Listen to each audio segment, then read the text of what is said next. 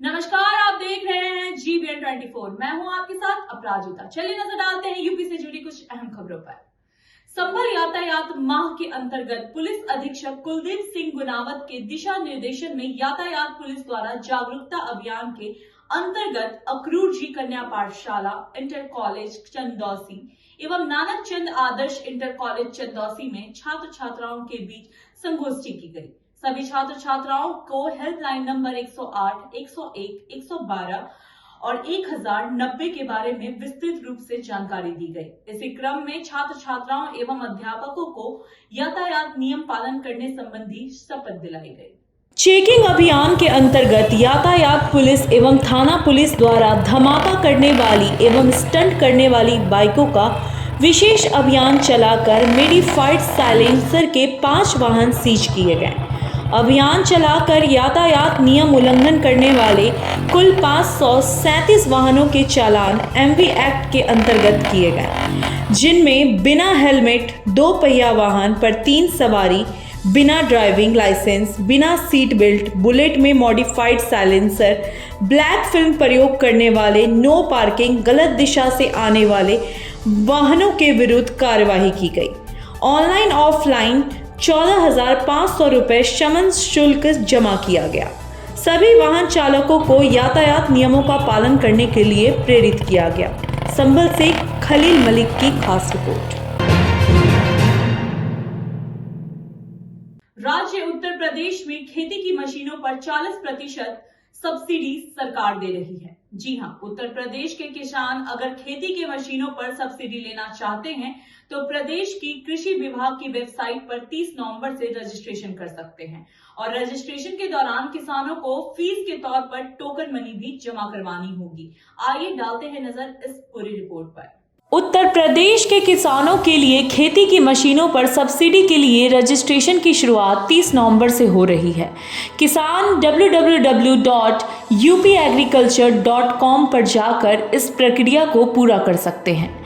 Registration के दौरान किसान को फीस के तौर पर टोकन मनी भी जमा करवानी पड़ेगी। इसी कड़ी में उत्तर प्रदेश के फतेहपुर जिले में भी 407 यंत्रों को बांटने का लक्ष्य दिया गया है।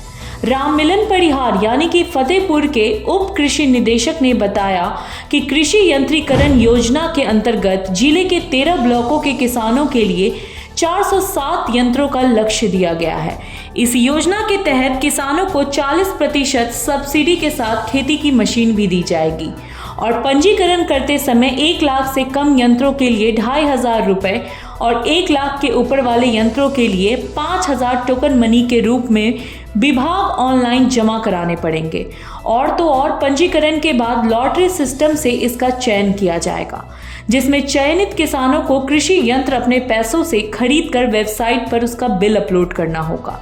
साथ ही उसकी दूसरी प्रति विभाग में लाकर जमा करानी होगी। इसके बाद विभागीय जांच और बिल के सत्यापन के बाद यंत्रों की सब्सिडी किसानों के खातों में ऑनलाइन ट्रांसफर कर दी जाएगी। यह खबर है वाराणसी की, जहां पर 1 साल तक अपनी मां की लाश के साथ 2 बेटियां चिपक के रही और उसका अंतिम संस्कार तक नहीं किया। और जब पुलिस वहां पहुंची तो वह कंकाल से लिपटकर रोने और चिल्लाने लगी। उन दोनों ने शव को एक कमरे में छिपा दिया था और बदबू से बचने के लिए अगरबत्ती आदि का इस्तेमाल करती रही और मकान के आसपास कोई पड़ोसी के ना होने के चलते इसकी भनक लोगों को नहीं मिली। आइए नजर डालते हैं इस रिपोर्ट पर। दरअसल यह पूरा मामला है वाराणसी का और यह काफी हैरान कर देने वाली घटना है, जहां 2 बेटियां अपनी मां के शव के साथ लगभग 1 साल तक घर में रहीं और मां के शव को पूरी तरह से कंकाल बना दिया, लेकिन बेटियों ने उसका अंतिम संस्कार तक नहीं करवाया। इस दौरान वह घर में जन्मदिन की पार्टी आदि सेलिब्रेट करती थीं और पिछले कई दिनों से जब बेटियां घर से बाहर नहीं निकली तो पड़ोसियों ने इसकी सूचना रिश्तेदारों को दी, जिसके बाद रिश्तेदार घर पहुंचे और वहां उन्होंने ऐसा मंजर देखा तो उनके पैरों तले जमीन खिसक गई। उन्होंने तुरंत पुलिस को इस पूरी घटना की सूचना दी और जब मौके पर पुलिस पहुंची तब तक शव कंकाल बन चुका था। फिर उसे बाहर निकाला गया और पोस्टमार्टम के लिए भिजवाया गया। पुलिस मृतिका की दोनों बेटियों से पूछताछ कर रही है और उनसे शव को घर में रखने का कारण जानने का भी प्रयास कर रही है। तो आज के लिए बस इतना ही। ऐसे ही यूपी से जुड़ी तमाम खबर को जानने के लिए बने रहे हमारे साथ GVN 24 पर।